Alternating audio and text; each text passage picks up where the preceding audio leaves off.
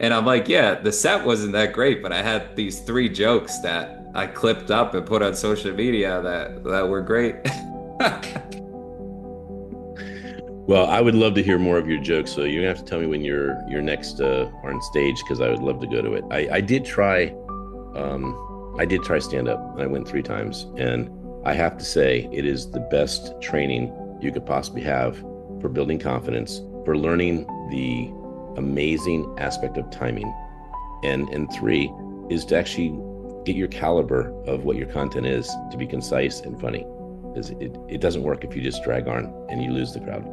Yeah, yeah. My comedy special is coming up on August 6th, and it will be in Stamford, Connecticut. So Will it? anyone August 6th? watching, yeah, August 6th, and it's called Figuring It Out. It's about kind of so I was in a relationship for a little bit, and then I led to the next relationship, and after those two relationships, I just wanted to break out, and I said, please, whoever it is, like whether it's God, whether it's a mentor, whether it's someone that I've never met before, just please help me because I can't do this alone. Right. And so with Warm Heart Life, I've always tried to voice it out. And so my vision is to have 10,000 student universities. And I would rather have parents send their kids to Warm Heart University than Yale, Harvard, Princeton, all of the above. And the whole goal behind that is that the students, I don't want them to go into debt. So I want to create a more affordable university where it's $10,000 to $12,000 a year, and they can pay that over payments so that they're not in debt, The right? close. So But I do want people to understand that there's so much more in this book. Would you give one gold nugget from this book that has not nothing to do with clear, concise, compelling, but is a compliment potentially to that? yeah, I'm so glad you asked that question, Ken, because I meet so many people who come up to me and they're like, Brandon, I want to be a phenomenal public speaker. I want to be a great speaker. I want to get paid to speak. Yeah, I want to speak in front of thousands of people. And I say, okay, great. Welcome to the Dr. Smiley Show. I'm very excited to have one of my favorite speakers and event hosts, Brandon Gaydorus, on the show today because if you want to amplify the goodness of someone who's got a warm heart life, but more importantly, takes the time to write a really beautiful note in the worst penmanship that proves that he really does care about writing his message more than his calligraphy. I've received several of these notes and they've always made my day, Brandon. How are you doing? I'm doing pretty good. I'm laughing about that because I had a speaking engagement in November at a world-class golf course. And me and the head professional, we really hit it off and had some great conversations on the phone, but also at the course that day. Right? And then he said, Brandon, before you go, can I tell you one thing? I said, sure. He's just like, I just want you to look at the note that I sent you, and I'm not going to say anything. And I looked at it. I'm like, yeah, I know what you're talking about. So after that, I've been working on my penmanship a little bit, but it's always nice when people appreciate the effort there. Yeah, I took a lot of calligraphy, and as you may recall, Steve Jobs, if he hadn't taken the calligraphy course, he wouldn't have cared so much about the font sizes when he made his first Mac, which set him apart from the non Apple users. And his dad taught him that caring about each letter and caring about each fence post and caring about each paint job caused him to say that the inside of the Mac had to be as beautiful as the outside. So, but your heart is beautiful and your intentions are beautiful, your actions, results, everything about you is someone that I can really respect and admire, which is why you're on the show. Yeah, no, I appreciate it. And when I met you, we were at an event and it was a speaking competition, Right? and you were there just doing everything that you do with over delivering and showing up. And you not only did you over deliver at that event, but you came to my conference. You came to my conference that next year and really helped out a lot. I mean, you boosted my confidence by the way that you would talk about how to get pictures with people, how to market yourself, different things like you would, hey, these are the people you want to get pictures with. This is why you want to get pictures. with them today instead of tomorrow. And you really got me thinking in a lot different way. So I appreciate that. Well, to give a little more context, let's give a shout out to the event we met at. You can go ahead and say his name. Yeah, we met at Jesse Cruz's event, and he had a speaking competition. It was in Canada, like near Toronto or Niagara Falls. It was Niagara Falls. And I think we had another one in Florida, if I recall. We did two together. Yeah, yeah. There was one in the Tampa area too that you hosted a book event that one Right. night. Yeah, that was fun. Yeah, and I want to give a shout out to Nicole. I mean, Desiree Cruz. I do know Nicole Cruz too, by the way. But, Desiree is his backbone. He doesn't make that event happen without her. So I just want to give mad props to both of them. When you bring speakers out to compete, as you do with your teaching, you're causing people to step into their power. And no one knows they're powerful until they can have the training and the confidence to actually see how they can move an audience. 100%. Yeah. So when you shared, so the last thing I want to say before we go into really the show about how did you become who you are, I want to say the reason I tracked with you so much and it was like my heart just went like this, glued to whoever this person is. I need to know them more. I need to support them more. I need to find out how to work with them. Is when you gave your judging feedback, you can be very lazy about judging feedback. It can be very accurate, it can be very concise, but it can be very lazy. You expanded and gave so many examples of what they could actually take and apply to their next speaking that the ones who won actually said, yeah, I took the advice and thank you so much, Brandon. And when you told me you had an event, I said, anyone who cares that much about how they judge and give feedback is probably having a phenomenal event. So I said, I just remember I sat next to you at lunch. I said, I will be at your event. And I needed to experience what you're creating because that is really what I'm trying to do with the show. I'm trying to create a show where you go to the show, you're going to see the best people, the best content, and you're going to be inspired to be better. Yeah, I love that. And I gotta credit my mentor, Tom Plummer. I mean, he sat me down in October of 2022 and he said, Brennan, you're getting good at this speaking thing. You're getting good at teaching. But if you want to be great, you have to be able to take whatever anybody says and be able to say it in a way that helps them understand how to say it better or say it better in the snap of a finger. Mm-hmm. So when I started judging that competition and I saw that we had opportunity for feedback, because sometimes you don't, depending on what it is, the main thing that I'm trying to get across in 1 minute is helping them understand how they can do a better job with their speech. And so if I can't give an example, then they're not going to really understand it. And so that's what I always tell people. I said, like, if you're looking for a good speaking coach, they should be able to take whatever you're saying or whatever concept you're talking about and say it back to you right away in a way that helps you understand how to say it better.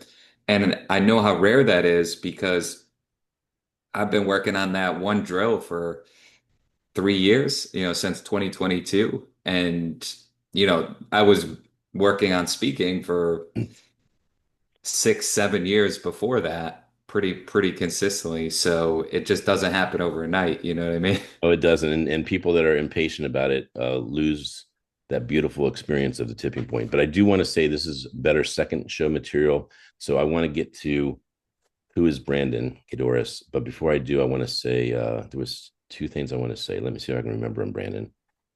One I forgot, but I'll go ahead and go with the second one. Are you ready for this? I guess Ready. it was a very tough decision, warm heart life versus cold pancreas death. I mean, how did you pick between those two? That's obviously a huge Yeah, question. it's a great question. So this guy, Andy Frisella, I was really inspired by in my mid 20s when I was curious about this business thing. And he said, people pay hundreds of thousands of dollars for me to evaluate their business. And I say, you just got to care a little bit more. And I said, man, I want to know what he meant by that. So I started exploring this word of care. Like, what does this actually mean? And I was like, well, someone who cares, yeah, they have a warm heart. And so I sat at the beach that day thinking about this and I drew a heart and I put a smiley face in it. I had a muscle on one hand and then I had a microphone on the other hand because originally it was Warm Heart Fitness and Entertainment. And the goal was to have a world-class gym facility that had the best concerts at night for up and coming musicians. So I thought the personal development side was going to be with musicians. And then in 2019, I was like, this is not working. The fitness and the personal development side, it's not, people are not getting this. And so I'm sitting there at the bar with my mentor. He had taught a conference for 2 days. He said, come up.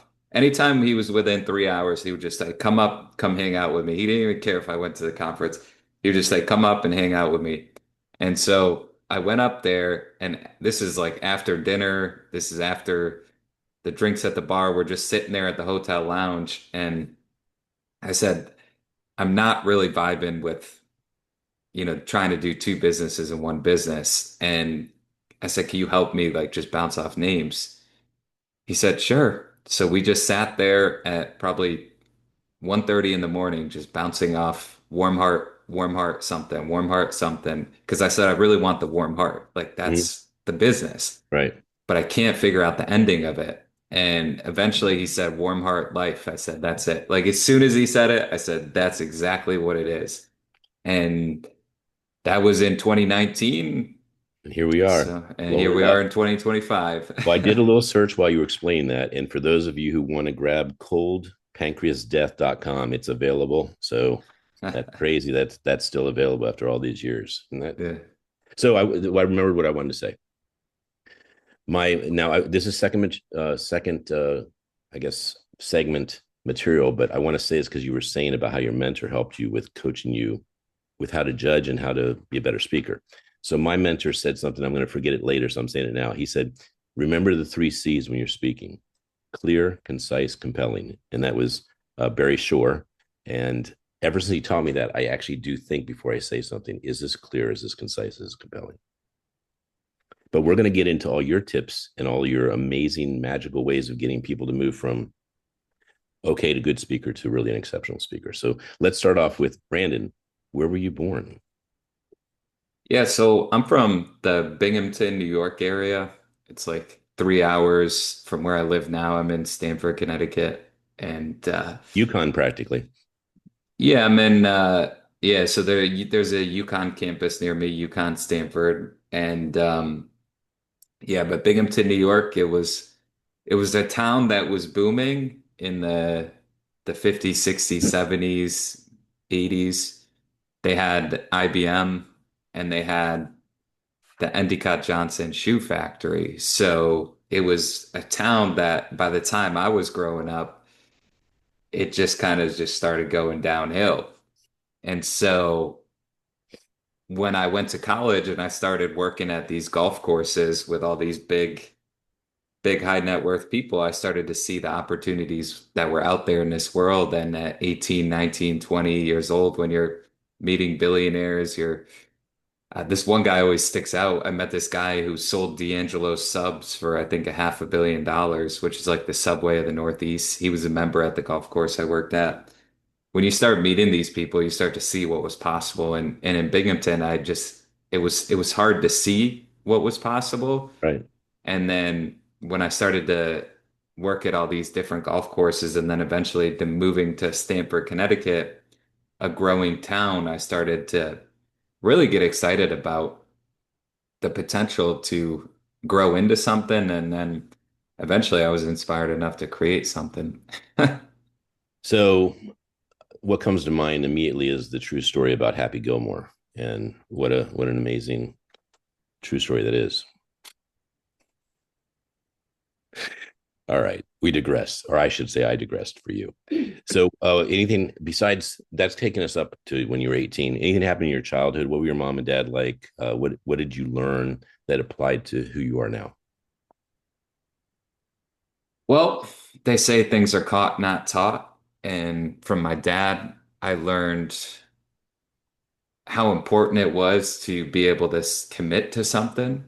So, while many people's parents would go out on Friday night, Saturday night, and socialize, my parents, it seemed like 95% of the weekends they were home.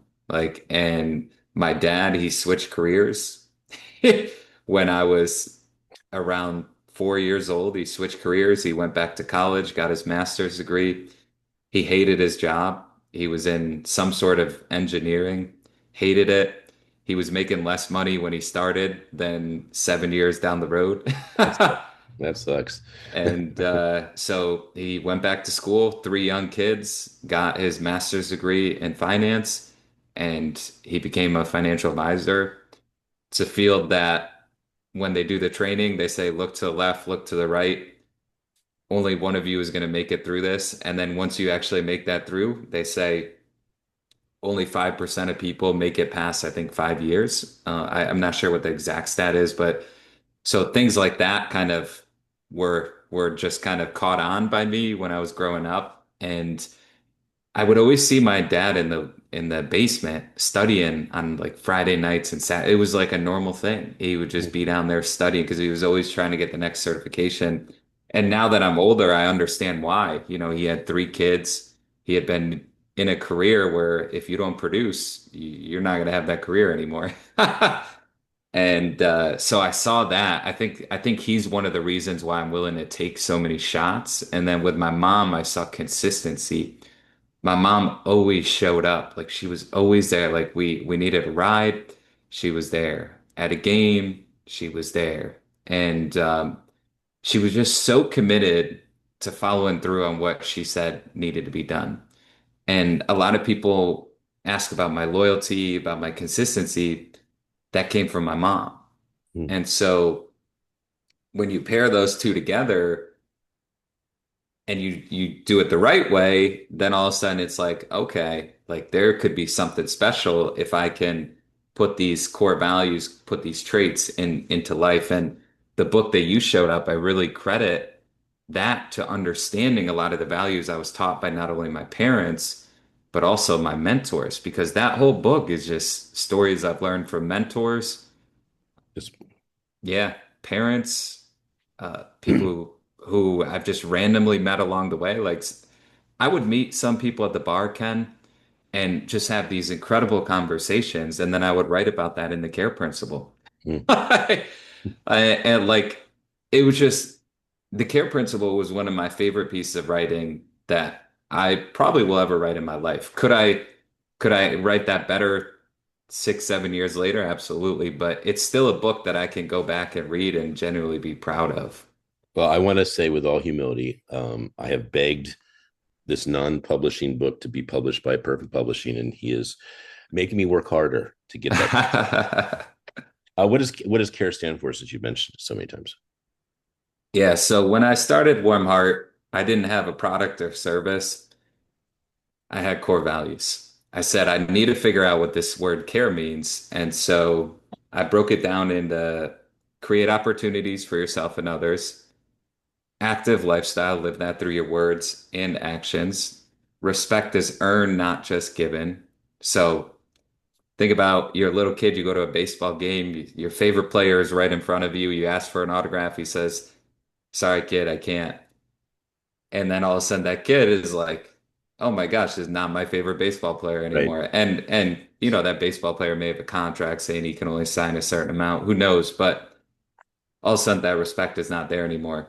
right. Me as a coaching client, or sorry, me as a business coach or public speaking coach, whatever I'm doing, I meet with people consistently every week. If I don't show up for one call, that respect that I've had for a year, 2 years, all of a sudden it's gone. Mm. Why? Because I didn't show up. So that was the third core value. And then the fourth was excel forward to get what it is that you want, you know, and it's only fitting that A to BCON became the conference that changed everything for me. And that was based off that core value. The whole idea behind excel forward is the quickest way to get from point A to point B is a straight line. And so 4 years later from designing that core value, conference was put together that changed my life forever. And so I created those core values off that word because I said, I need to figure out what this word means. What does care mean? You have the dictionary word, but then you have the version that Andy Frisella gave that said people pay him hundreds of thousands of dollars. And he just says this. So I said, I want to know what that word means. And I put together these core values based on Amazon, Walmart, Pandora Jewelers, and Starbucks. I studied their core values, put it together in the acronym of CARE, and then I would say these almost every day, Mhm. maybe 28 out of 30 days a month for probably about a year. And then I wrote a book expanding on that. And long story short, that created momentum to eventually have a musician showcase night, which was my first ticketed event. And then the pandemic hit when I was ready to do another one. And then that's when I pivoted into mentoring high school and college students through Zoom. And then eventually in 2021, decided to have a personal development conference. Yeah, it's awesome. And there's so many tangents we can go here. I'd like to say that we'll start off with your wonderful, contagious laugh. You have the best laugh in the world. I mean, you laugh and everyone is right there with you. I, is Thank you. your mom and dad have a laugh like that? Where did you adopt? My uncle has a good laugh. So yeah, it's funny because I've thought about that. The more and more people talk about the laugh, like because I would ask for feedback in my comedy sets, and Yeah, more and more people would say, Brandon, the way that you do your laugh, yeah, it just works well. yeah. And I said, oh, okay. Isn't it And great that it doesn't hurt your show? I mean, that you'd have to take it out. I mean, it's so great that you just get to be yourself. yeah, so my uncle is an incredible laugher and he's an incredible comedian. He just doesn't know it. So he's a great storytelling humor guy. And we would go to family parties and you could hear his laugh from across the room. So and so I would just it was you would just laugh at his laugh and you couldn't you couldn't help but feel better being around his presence, whether he was laughing or telling a story. So there was one time at my cousin's wedding, like 7 years ago, where we were on a rooftop and we had some drinks, and he was telling a story about how a bird just crapped on his face, and but he did like a 10-minute build up to the bird actually doing that, and it was just like I couldn't stop laughing the whole time. So I think that's where the laugh came from, but also my curiosity into comedy. I think that was a big part of it too. Yeah, I just want to show. I never have captured your laugh with. You're one of my favorites for the smile movement, of course. But I'll show the audience what we did get. But I need to learn to tell a really good joke or have my son tell a really good joke just before I take this picture to you because you do, like most people, hold back the true joy that you give freely, but when it's time for a photo, you dial it back a little bit because you have to look good, kind of thing. True. I've had people that say, "Oh my God, I'm laughing." I go, "Let me get a picture of you." They're like, I said, "No, no, the way you were was so beautiful. Do it, do it, do it." So that is definitely one of my favorite things about you, Brandon. So let's talk about your conference and how you had. Well, before we do that, since you did talk about comedy, let's talk about why you got into comedy. Because if I recall, it was something about a dating opportunity. Well, yeah. So I met this girl when I was in my low to mid 20s because I was so sick of these dating apps that I said, let me just get rid of them. So in 2017, I stopped using them. And I was like, I don't know if I ever want to use them again. And I haven't since then. And so I had to go learn how to like meet these girls instead of, waiting to get swiped left or swiped right on. And so there was this one beauty. She was sitting at the end of the bar and guys kept going up to her. So I finally built up the courage to go up. And as I'm walking over there, I'm like, I want to learn from this. So I said, hey, I'm just curious, what is it that you look for in a guy? Because I see all these guys coming up to you and they're just kind of walking away. And she said, a drink, a, a drink, a laugh, and a break from these weirdos asking me what I'm passionate about. So she's like, I don't think these people understand. Like, I'm out here on a Friday night. I just want to have a good time. I've had a long week of work. I'm out here with my friend. I want to be around someone who can make me laugh. And so I didn't make her laugh hard enough that night, but I went on this journey after that to try and figure out how to be a funny guy, and I didn't think I would ever be doing comedy, but I was always looking for more ways to incorporate humor into conversations. And then eventually I just started implementing these jokes while I was meeting these women out and about my fake name, my fake job, and that turned into my first comedy set. Would you mind sharing a favorite joke? I mean, do you have one you'd be willing to share right now? Yeah, so I don't know, like anyone who's watching this, I don't know what it's like if you're single, if your friends like introducing you to people or what, but whenever my like a girlfriend of mine introduces me to another one of her girlfriends, I always think like, oh, okay, I'm not good enough for you, you know? And and so usually it's just like I'm not that excited. So one of my girlfriends, she introduces me to her friend and we're at this rooftop bar and she goes, "Hey, what's your name?" I say my name, so we introduce each other, and then the first thing she said after that is, "So what do you do for work?" Mm, And I just hate this question when it's asked right away because there's an automatic judgment whether you say you're a stripper or a CEO of a company. right. And so I go, "Actually, I'm in the adult film industry." And she goes, "You're in the adult film industry?" I kid you not. She looks down, she looks up, looks back down. I said, "Girl, keep your eyes up here. That's only for my clientele." And and that whole night we just started laughing and she kept asking questions about what the adult film industry was like. And I just kept explaining what the studio was like, how Stanford is the film capital of the world. You know, you got NBC, you got NBC, you got WWE, and you got the Pornhub capital of the world. And of course, I'm just totally making this up. And this girl is dying the entire time. And eventually, a guy comes up to her later that night and they exchange, "What do you do?" And she goes, "Oh, I'm actually in the adult film industry." And this guy starts dying. And so the whole point of that was to just loosen people up. Like, you know, when you meet people out, they're so tense. Like it's like you're in an automatic interview right away. Right. And so the point of that is not to lie. The point of it is just to joke around and then you actually get into the true stuff. So it was just funny how in my first comedy skit that joke actually hit and I posted on social media and people started looking at me as a comedian. But when I talked to the open mic people about how I got started in comedy, I'm like, yeah, I just rented out a room, sold tickets, and then put together a 15-minute set. They're like, what? And I'm like, yeah, the set wasn't that great, but I had these three jokes that I clipped up and put on social media that were great.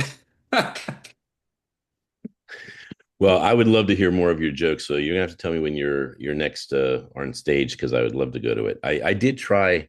Um I did try stand up. I went 3 times, and I have to say it is the best training you could possibly have for building confidence, for learning the amazing aspect of timing, and three is to actually get your caliber of what your content is to be concise and funny, because it doesn't work if you just drag on and you lose the crowd.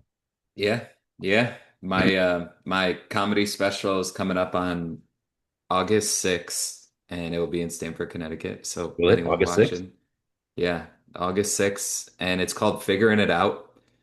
It's about kind of so I was in a relationship for a little bit and then I led to the next relationship and after those two relationships I just wanted a break and I wanted to figure things out. I wanted to figure out like, hey, what could I have done better? You know, why was I not in a huge rush to have a partner, to have kids? Like I wanted to understand some ways that I was thinking and so as I got back into the playing field, I realized that I was meeting a lot of Gen Zs because I'm very close to the age of Gen Zs. But as I got back into the playing field, I realized a lot of the people I was meeting was Gen Zs, and the way of flirting was totally different. So I had to adopt to that new way. And then I realized so many people were so tense in this post-COVID era, in this era of social media, that when I started meeting a lot of these beautiful girls, I realized how grateful they were to just have a conversation with a guy. And so I felt like I started loosening a lot of the ladies up, and there was just so many funny stories about conversations we had there. And then eventually I met a relationship coach randomly who looked like Slash, the famous guitarist. And that led to the whole kind of closing half of this skit where all of a sudden everything just started making sense and coming together. So it's a mix of a lot of humor with an actual storyline of figuring it out, or at least starting to, that ties into a realm of personal development. So I'm really excited for it. Well, I wanted to show off that you have had some just stellar events, and I was going to take a little. I'm taking a little stab at some. This is your life, okay? So, A to BCON 3. I'll just give a very small snippet of that, but I want to show some photos of the excitement. You know, one thing, Brandon, that I wanted to say is the reason I wanted to go to your event so much is because I knew what you were going to attract.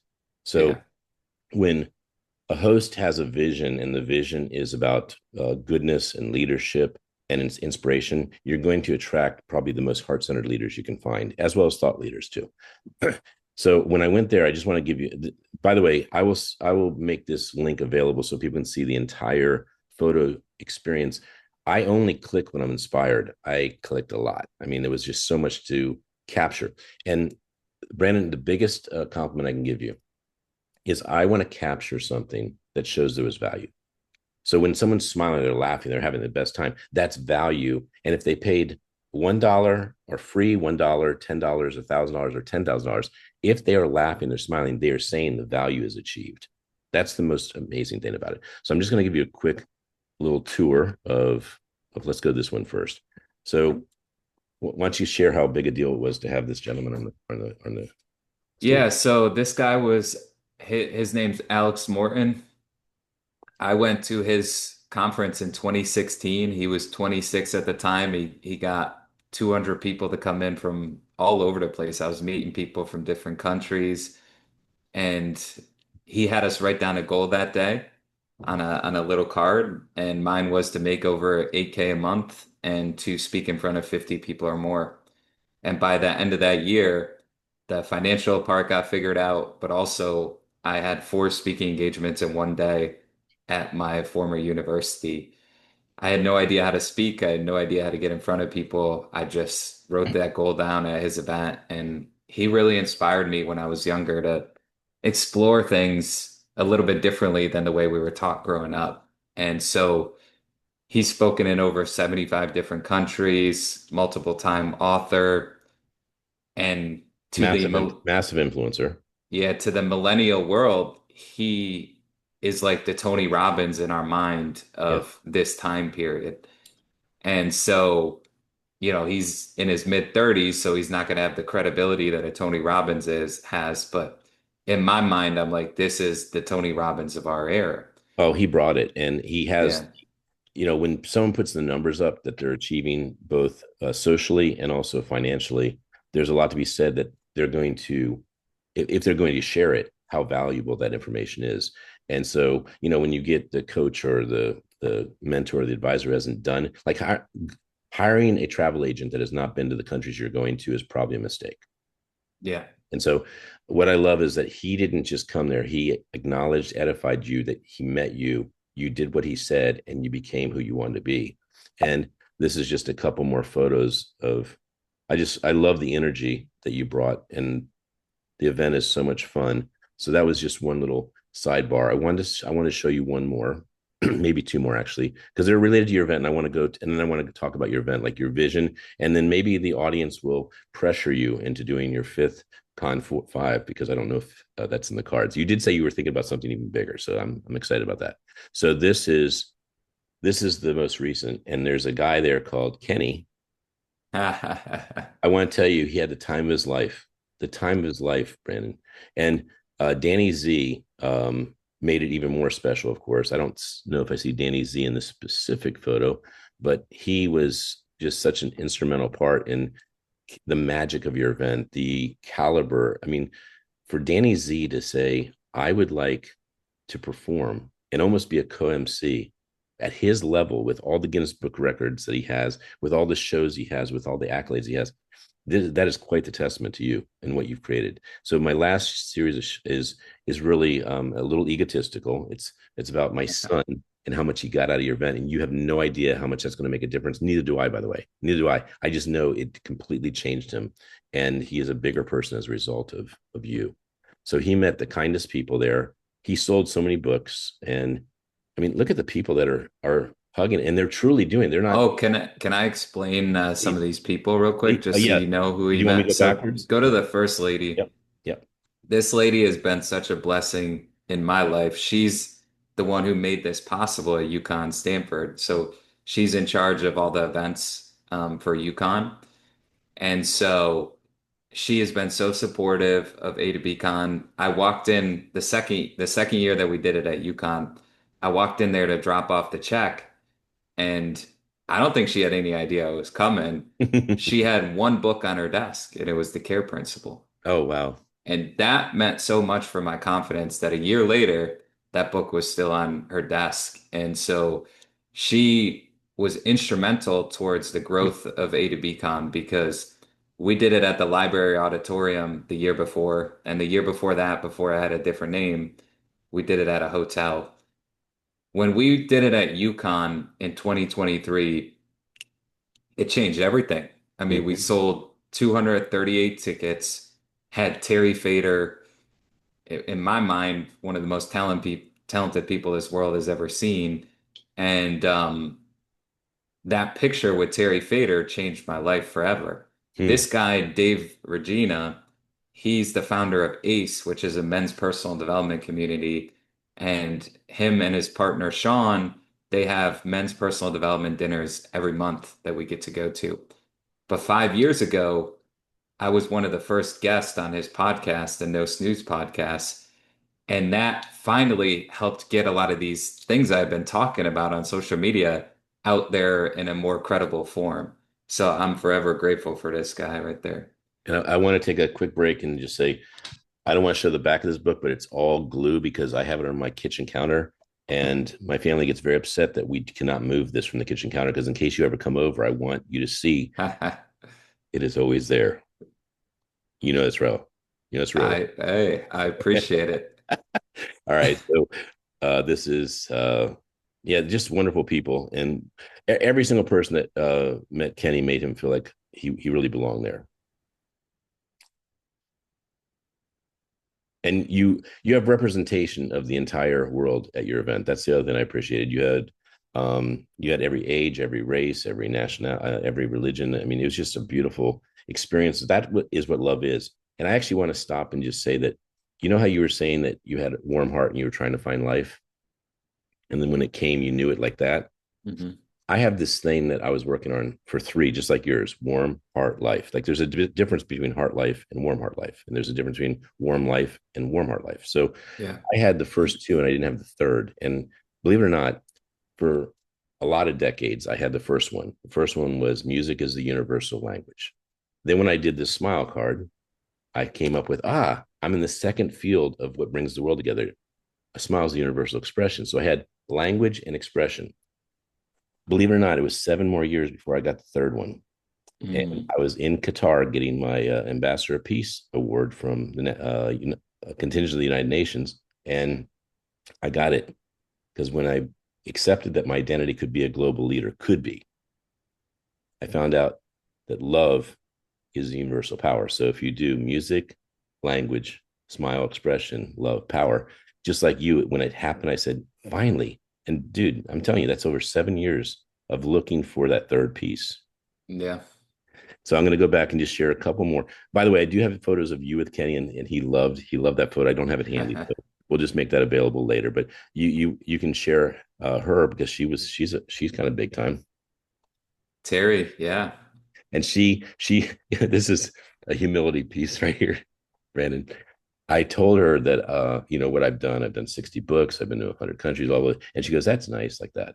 And then when I told her about Kenny, she was like, I want you on my show. And I was like, what am I, chopped liver? And it was like, this into me. I was not relevant anymore. So she's having Kenny on her coveted podcast show that she plans out. And I can tell it's a pretty big deal by how far out Kenny's going to be speaking. He's speaking like in November. It's the last slot she had available. So anyway, he had the best time with all the folks in the VIP, and your VIP dinners are just, the food is amazing, the program's amazing, who you attract in the VIP. And I just loved how Kenny was just really into the whole experience. But this guy here, loved him as your keynote at the VIP. He was really amazing. And Yeah. Kenny loved his suit and got Kenny started thinking about fashion after seeing this guy. Yeah, and one of the coolest things about Warm Heart Life has been growing together with people. I met Michael and he was already, pretty successful guy, and we just started talking, and he's just like, man, I think you can help me out. And he's like, I got these big visions that, you know, I don't know, they're not gonna go anywhere unless I go after them. And so we hopped on, we did 2 months of calls. He was probably the shortest coaching client I've ever had. We did 2 months of calls, and the first 4 weeks is always we have to get people's goals down, personal, professional, and financial.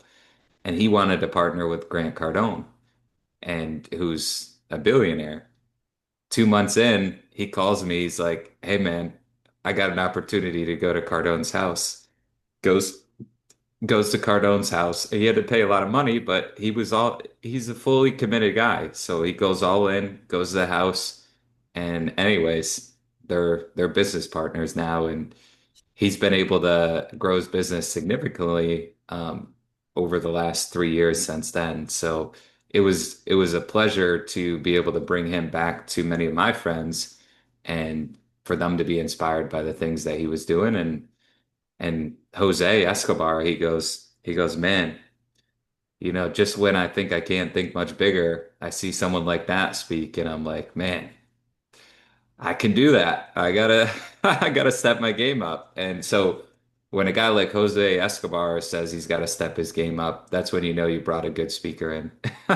Yes, indeed. And man, I will say, Michael Strickland, he is the ultimate in leveraging. He sees ideas and how they can connect to each other, and I was just so impressed at how he could articulate it so quickly. So he was quite the grab and star of your event. So you did say that that event is going to elevate into some other vision. Would you care to share? Am I allowed to ask this? Yeah, yeah, of course. Yeah. Well, I am all for sharing because I have such a big vision that I need to share it. Here's the thing, Ken. Most people, they have something that they want or that they feel like they're called to do, and they just keep it in their brain. Mm-hmm. Me, I chose to do the opposite. I chose to voice it out.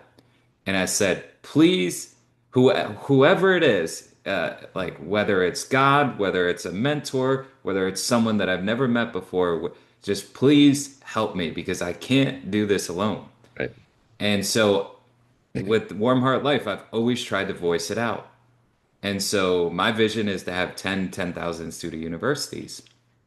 And I would rather have parents send their kids to Warm Heart University than Yale, Harvard, Princeton, all of the above. And the whole goal behind that is that the students, I don't want them to go into debt. So I want to create a more affordable university where it's ten to $12,000 a year, and they can pay that over payments so that they're not in debt, right? So when I got my master's degree, I did it online. I could have did a $70,000 program in person, or I could have did an online program that was 15,000. Same two letters next to my name. I Mm-hmm. got to work full time while I got that degree. I got to pay that off while I was working full time. And that was a big inspiration. I was like, this is where the school system has it all wrong. These kids, these students are not working while they're going to school. So now they're learning stuff that they don't even know if they want to actually apply to the working world. Right. So I said, we need to reduce the costs. And I don't care, like, people are like, how are you going to do that? Listen, it is possible. I just need to get around the right people. I want to reduce the costs so the students aren't in debt, and I want to make sure that they're working most of the time.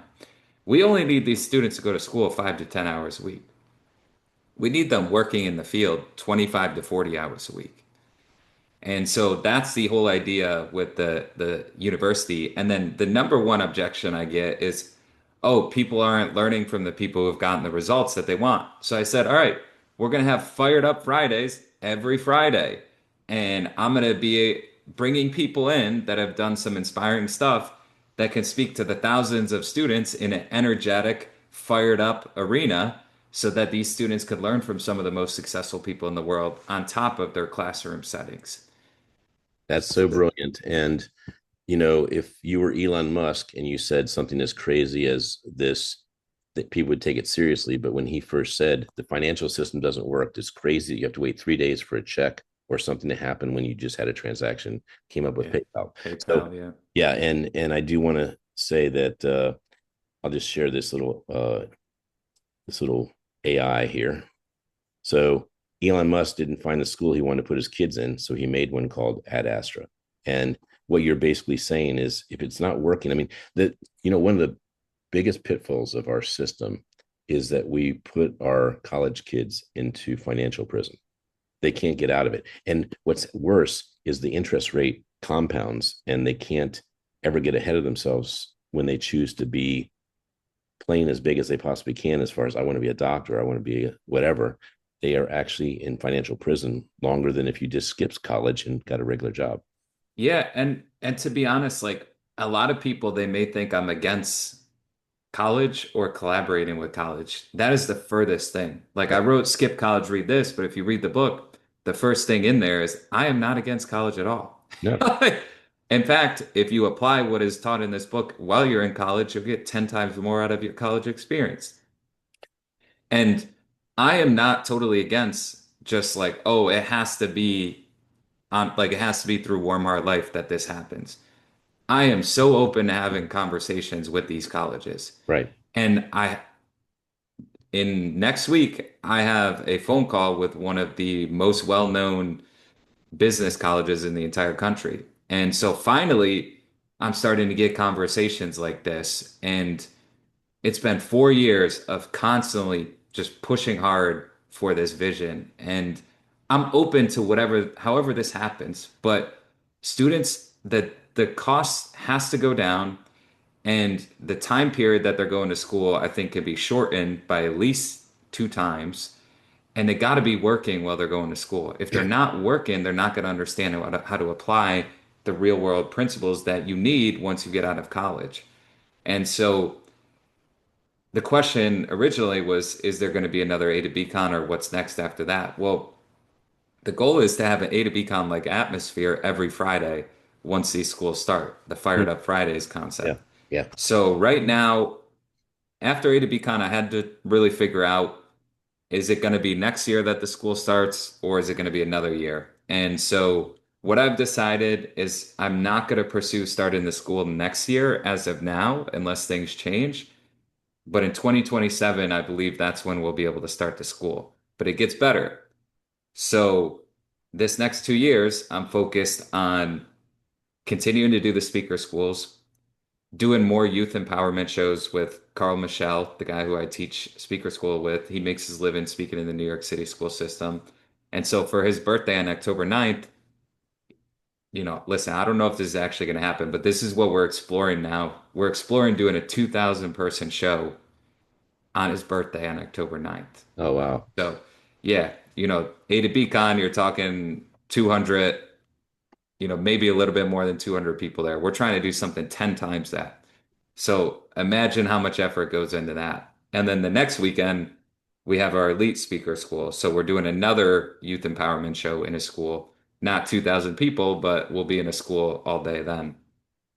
And so what I'm focused on with corporations is actually starting this school inside of corporations. So now I can start the school right away without having the huge liability of having this school right now. So I'm focused on going into corporations and working with their new hires, whether they're interns or they're new to the company and they want them to grow long term. And so I'm focused on working with them either in a speaker school format or a more long-term personal development format. So the speaker school has given me in the door, but in the realm of everything, yeah, I want to actually start doing it more revolved around a long-term development model. Well, let's go back to your first book because we're going to go to your second real quick. Do you feel complete? And if you do, I have one question to add to it. What I've noticed when people meet at an event that they don't care enough about hearing what they could do for the other person, and so they miss an opportunity to actually create a relationship. And I, every single event I go to, there's really a teaching that people really could use of, hey, Brandon, can I get your number? Okay, I'm texting you right now. Can I get a photo with you? And then uh, put a code that you met at that place. And then, is there anything you're looking for? Like anything at all? And you help the person. All of a sudden, you just went to the number one person that person met at the event. And I think that's part of the care principle indirectly. So, what is some advice that you can give people for business, whether they buy the book or not, that they could apply one thing or two things that would change their experience at an event like yours or in business? It's a great question. I can't tell people exactly what to do. I could just tell people what has really helped me that may inspire them. So I wanted to start the business off of core values because I thought that if I could become that person that created opportunities for myself and other people that was consistent, right, with not only their commitments, but showing up and being there.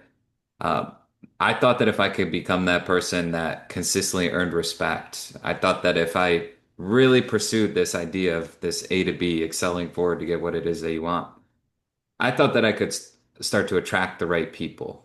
But that is the thing that has helped me the most. And the Care Principle was one of the best books that barely has made me any money that I could have ever asked for because it gave me principles to stick by with every decisions I make in business. Like I think about the things in that book all the time. I, all the time I think about the concepts in that book. Like if you were to open that book, just pick a random story. Just like flip through it and just point to a random story. Just tell me what the title All right, is. here we go. I have to flip a couple pages here because you have several here. Was it the 10 concepts towards consistency and fulfillment? Is that what Yeah, you're what's the first concept? The first concept is know your numbers. Yeah, I mean, for so long, like I thought that making $24,000 a year after college, I was going to be good. I thought I was going to be good. And then after college, I said I'm going to track my numbers. And I realized that making 47,000 in my first year was not good. And so that really pushed me to work harder. And that next year, I nearly doubled what I made. I made 47,000 my first year out of college, and I nearly doubled that the second year. And my dad looks at me and he says, I'll never forget this. He said, Brandon, whatever you're doing, just keep doing it. That's awesome. And so the whole premise of knowing your numbers is when you know your numbers, it helps you make a lot better decisions, whether it's to work harder, to reach out to someone, to get a new job, whatever it may be. And so everybody needs to know their numbers. 100%. Okay, so your next book, uh, I have to say publicly and officially, that's quite the cover. You took a step up there, young man. That is a beautiful cover. Well, you were a big part of the And inspiring a better cover. I love the way it feels. It's a quick read. It's easy to digest. It is exactly what you'd want a speaking book to do for you. Help you quickly get on stage and do a masterful job. So let's pick as many as you want, but I think three things you see when you're judging speakers that they're missing, something that could be adjusted and they would have so much more impact. Can you tell me your three C's again? The first one was what? Clear, concise, compelling. So clear. So when I was judging the speaking competition that I met Kenna, he was referring to earlier, I asked the I asked the speakers that I didn't understand their speech. I said, "What was the title of your speech?" Hmm. And every single one of them was like, oh, I don't actually know. That I asked that question. Right. They were like, and so one of the best pieces of advice I can give to people is what is the actual message that you're trying to get across? Right. Because a lot of people they want to share their stories and like that's cool, but like what is the reason why you're sharing that story? Like TEDx, I'm hosting my second TEDx conference on September 16th. The thing I love about TEDx is they say it's about an idea worth spreading, right? It's about an idea worth spreading. And so whenever someone's applying, I'm like, okay, what is the idea? And sometimes it takes saying that like 5 times for them to actually get the point that they have to actually share an idea. Right? And so I think if you can be clear with what it is that you're trying to get across, you're going to be a much better speaker. What was the second one? Well, it wasn't the second one. It was that would you give three pieces that you see when you're judging that are missed? Oh, I was just so what I'm just using your three C's. So if you tell me the second C, I'll give Oh, you a second example. okay. So we're doing partnering here. Yeah, Okay. I'm just having fun. Like Okay. I like when I like to challenge myself. And so when you said the three C's, I'm like, well, I'll give you a tip for each one of those. Well, I So was thinking about telling my first lie and saying I don't like to have fun, but I'm not going to do it. I'm gonna keep truthful and say I do like having yeah, concise. concise. So we're in an era in social media right now where you have about 1 second to catch people's attention on social media. And then like think about Instagram story. Every time you click one of those, right, you got about 1 second right there. Speaking in person, you got about 3 seconds. Every time you're transitioning a slide, every time you're transitioning a point or a story, you got about 3 seconds in person to capture people's attention. So if you are not practicing your speech beforehand, you are going to have just 15 seconds of crap between every transition that you don't need. You don't need.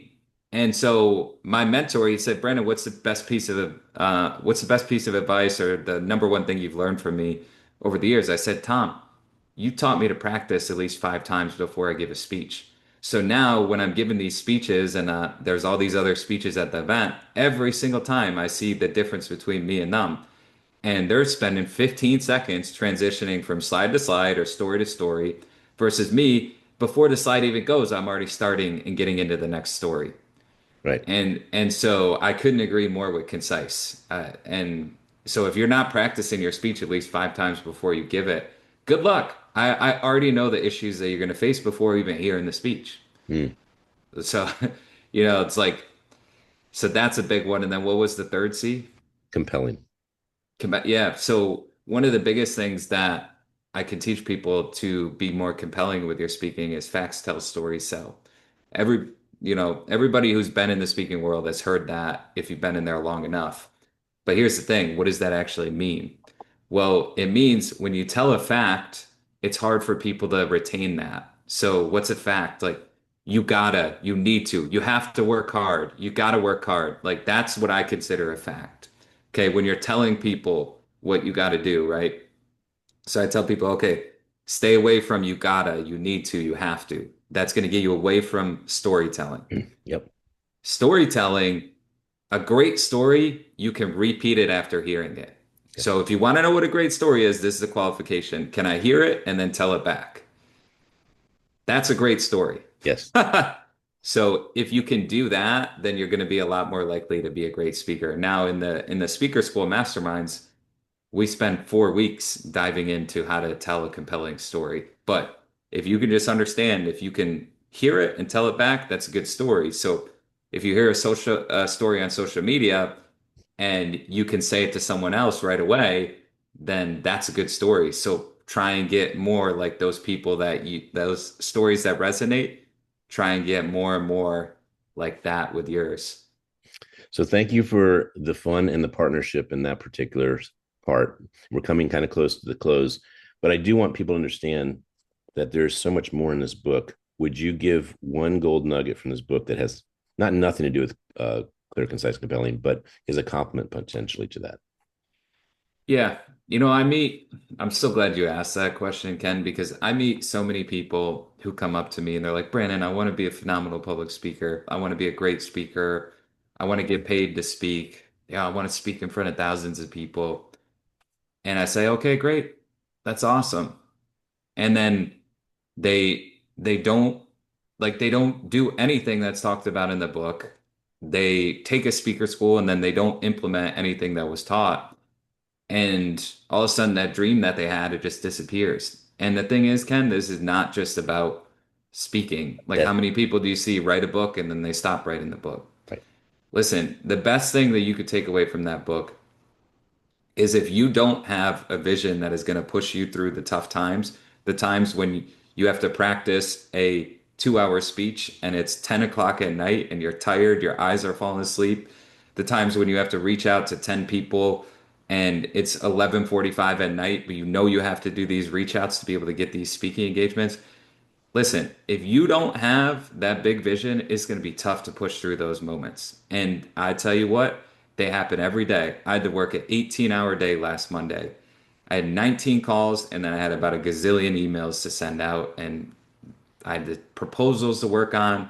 I talked to Ken that day. I made time and we had a great call. And the thing is, most people, they say they want it, but then when it comes time to doing the work, they don't do it. And I can't blame them because you will not do the work that it takes to become a great speaker, to become a great author, to become great in business, to become a great mother, a great father, whatever it may be, if you don't have a big vision. And so that is the number one thing I would encourage people to take away from that book is to really think about what is that vision that's going to push you through those moments. I had a business coaching client for about 2 years. And it's always nice when it kind of gets to a point where it's like, okay, it's time to move on. And I always say, okay, we got to have one more phone call. Let's have one more phone call. And you're going to explain to me your plan going forward now. Mm. And so I had this conversation last week with a guy who'd been with me for a long time, and we're going to be friends for a long time. And I said, what is going to push you through these moments to build this business when you don't want to get up that next morning, when you don't want to stay extra late to do that last thing? The most emotional I've ever seen this guy, grown man, very fit, beautiful wife. He literally started crying on the phone. Mm. Literally started crying on the phone because he started to think about why he's so passionate about starting this business. And that's the best thing I can tell people to get away from that book because it is talked about in there. But just in general, when you say you have these things you want to do, it's like what's going to push you through those moments? Because Ken faces them every day. I face them every day. People say, "What's entrepreneurship like?" I'm like, picture not knowing how to do something every day and trying to figure out how to do it. That's what it's like. If that's what you want to get into, then it's for you. If you don't, then just go into a company that has good benefits, you can grow in, there's good mentorship. Just go there. That's where you should go. And don't be mad about that. Because I don't think you want to face a lot of the things that I face, that Ken faces on a daily basis. I don't think you want to do it. I would never recommend anyone working an 18-hour day. After, what do you think I do after doing that? I got to reevaluate some things. I got to start saying no to some things. Hmm. And, you know, if you're going to go into business on your own, these are conversations you're constantly having with yourself on a daily basis, not a monthly basis, a daily basis, like constantly refining to be able to figure out how you can get to the next level. So, Everything you said is truth with the hashtag everything. I'll say that there's one or two things that you're not saying right now that you do that I'd like to bring into that principle. yeah, So number one is what you kind of alluded to it, the amount of hours you have to commit. So if someone told me I was going to put 10, 20, or 30,000 hours in the Keep Smiling movement, I would have said, yeah, I'm good. But that is how much I put in, probably close to 30. But it is now propelling me and it's causing me to enjoy life more. That's yeah, one is whether it's podcast or, and I loved what you said on stage. I think at the VIP, you said I started doing these podcasts and I just committed. I was going to do one every day for like whatever it was, 100 days or something like that. And it's about what are you going to learn during that process, but how are you going to create a new committed action that causes a new habit? And I love that about you, Brandon, because when you say you're going to do something, it's not a let me try it for a week and see if I like it. You actually study it and see how the effect of that learning causes the results that you want to have. And I commend you the most on someone that's inspired me. I'm doing this Dr. Smiley show. Part of it is because of you. There's two people that told me that this would, well, three, my son, you with just do it every day. And then this other person that said, hey, if you're going to have a conversation, don't limit it. Create a show that allows the full expression so you can have a really deep dive in a conversation. You're not looking at watches and clocks and saying, gosh. And so I told you, I don't care if we go 2 hours, but I said, I want to have a great conversation with you. I don't want time to be the limit. So thank you for carving out the time for me. I'd like to give you one last gift before we do the rapid fire. And it is just kind of a reminder to you of how much you mean to people. So here you go. I'm going to do it very fast because not to do this fast would take 10 minutes, just to give you an idea. So I'm going through this very fast just to say these are people that I am proud to know, people that I am growing with, people that I have friendships with, people that I only would have met through you, Brandon. And these people are genuine. They are the Warm Heart Life. And I'm making a book for you. And the only reason I haven't made it yet is because I want to know what the cover was going to look like. And I now know what it's supposed to be like. It's supposed to be your burgundy with Warm Heart Life, with Keep Smiling above it, and all these people inside the book. I have had the most enriching, best conversations with people at the event and after. And I cannot thank you enough for who you attract and how big they play because of what you've caused. You can see the love, can't you? Yes, great people there. Yeah, and you attracted them. They had something they could do that day and they chose you. And they chose your vision. And I just didn't want to leave anyone out. I'm not saying that I have every single photo done, but I'm showing you that what I have done has meant a lot, truly a lot. Yeah, I appreciate that. That was cool to see. So tell people how they can reach you, how they can connect with you, how they can purchase your book, which I know is on Amazon, and how they can learn more about becoming a better speaker and leader. Yeah, so Instagram is my best platform to connect with me, either Brandon Gaydorus or Warm Heart Life. I'm the only one in charge of those accounts, so if you DM me on either one of those, I'll respond back as long as I see it. And then my phone number is 607-348-6136.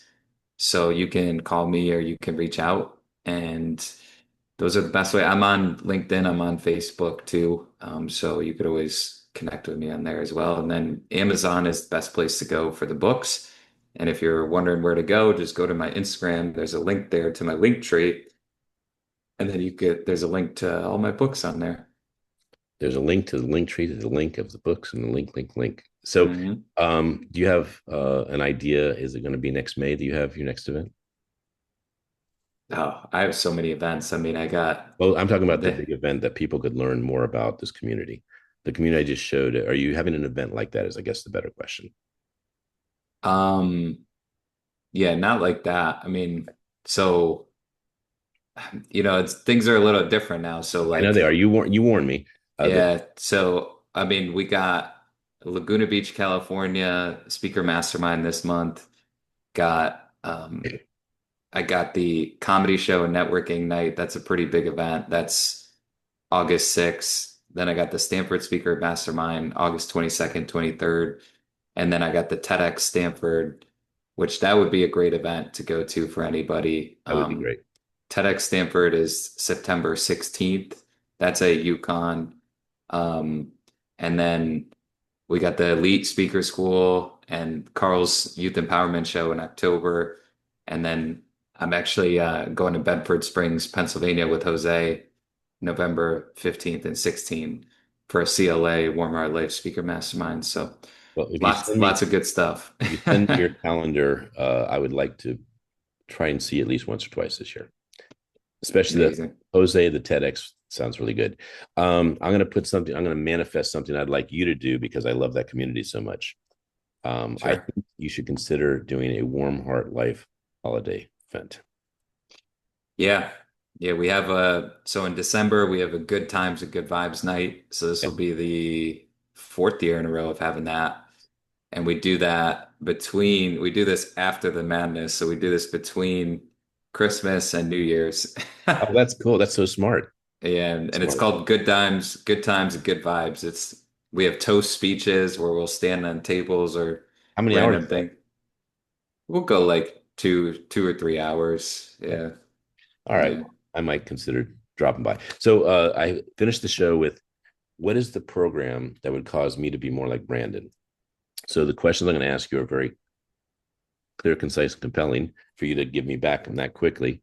Because when you say what motivates you, inspires you, and has caused you to be who you are, when people copy that, they get to be a version of you. So, with that said, I have 5 questions, maybe six. What book changed your life? When I Stop Talking, You'll Know I'm Dead by Jerry Weintraub. And the reason is because it just talks about story after story after story about persistence. And I think about these stories as I face a lot of challenges in business. So he took Elvis Presley on tour from a dream, you know, and he produced Karate Kid 1, 2, Ocean's 11, 12, 13. And so just a very inspiring book. Name of the book again? When I stop talking, you'll know I'm dead. That's awesome. Okay. Number two is what movie inspires you? Okay, this is great question. So Gandhi was probably one of the most influential movies in my life. That movie really, really inspired me to see the impact that someone with a vision can have. Beautiful. May I give you my two favorite quotes are by Gandhi? Can I give them to you real quick? Sure. The guy had a tattoo on his arm. It was "My life is my message," Gandhi. And the second one, which has to do with this, is happiness is when what you think and what you say and what you do are in harmony. Mm. So you hit a nerve with that one. Anytime I hear Gandhi, I have to say my two quotes just because they're so beautiful.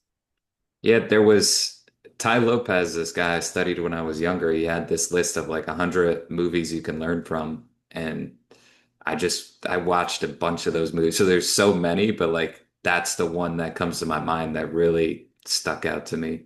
If you want to say number two, you can say number two. Your choice.